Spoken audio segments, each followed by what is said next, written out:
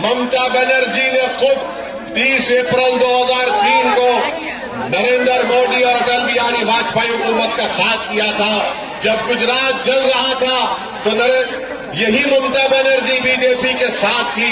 मेरे अजीज दोस्तों और बुजुर्गों, मेरी आपसे ही गुजारिश है कि अपने के वोट का सही इस्तेमाल करिए।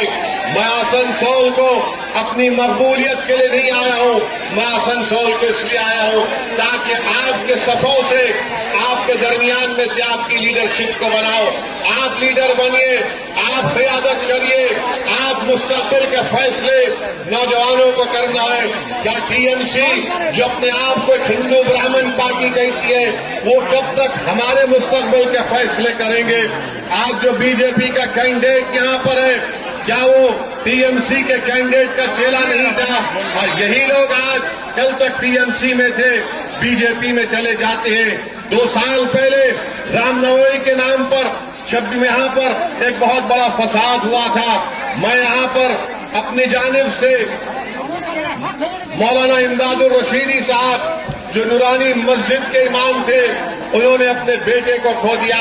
मैं सलाम करता हूं उनको कि उन्होंने सब्र का एक मुजाहरा किया और लोगों से अमन की अपील की। मेरे दोस्तों, अजीजों, बुजुर्गों, आप अंदाजा लगाइए कि हम हमेशा सब्र का दामन थामते हैं मगर हमसे इंसाफ नहीं होता। मेरी आपसे गुजारिश है कि इस इलेक्शन में आप मुत्तहिदा तौर पर बटन के निशान पर बटन दबाइए, अपनी पार्टी को कामयाब करिए। एक नौजवान को हमने यहाँ से अपना उम्मीदवार बनाकर पेश किया है। मेरी आपसे अपील है, हमारी माँ और बहनों से अपील है, बुजुर्गों से अपील है कि आप याद रखिए मेरी इस बात को, ममता बनर्जी में, नरेंद्र मोदी में कोई फर्क नहीं है। एक सिक्के के 2 रुख हैं।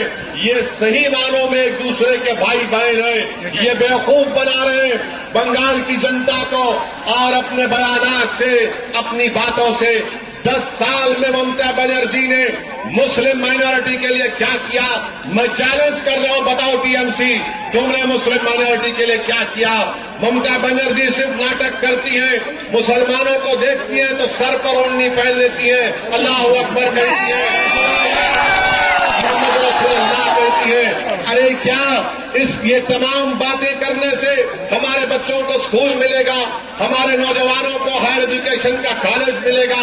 आपके पास एक स्कूल की बिल्डिंग बन रही, परसों से स्कूल की बिल्डिंग का काम मुकम्मल नहीं होता।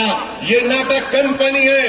ममता बनर्जी आकर सिर्फ इस तरह की बातें करके चले जाती हैं। पार्लियामेंट में मैंने देखा है कि इनके एमपी बड़ी बड़ी अच्छी अंग्रेजी में तकरीर करते हैं, मगर जब हम वोट का डिमांड करते, ट्रिपल तलाक का कानून आया तो ममता बनर्जी के एमपी ने ट्रिपल तलाक के कानून में वोटिंग में हिस्सा नहीं लिया, सिर्फ लोकसभा से वॉकआउट कर गए। सिटीजन CAA का बिल आया तो फिर उस वक्त वॉकआउट कर गए। आप बताइए, आपको क्या इसी पार्टी का साथ देंगे जो दिल्ली में लोकसभा में बैठकर नरेंद्र मोदी के साथ नूरा कुश्ती करती है? मेरे अजीज दोस्तों और बुजुर्गों, मेरी इज्जतदार माँ और बहनों, मुत्तहिदा तौर पर अपने वोट का इस्तेमाल करिए। बंगाल में अगर सबसे ज्यादा किसी का इस्तेसाल हुआ है, एक्सप्लॉयटेशन हुआ है, तो उस कम्युनिटी का नाम मुस्लिम माइनॉरिटी है। इस एक्सप्लॉयटेशन को खत्म करिए, इस्तेसाल को खत्म करिए। ये उसी वक्त खत्म होगा जब आप एक सियासी ताकत बनेंगे। आपसे मैं बता रहा हूं कि ख्वाब देखना शुरू करो, डरने और घबराने की जरूरत नहीं है। आपके ख्वाबों को आपको अगर पूरा करना है तो बंगाल में हमको अपनी एक लीडरशिप को पैदा करना पड़ेगा। डरने और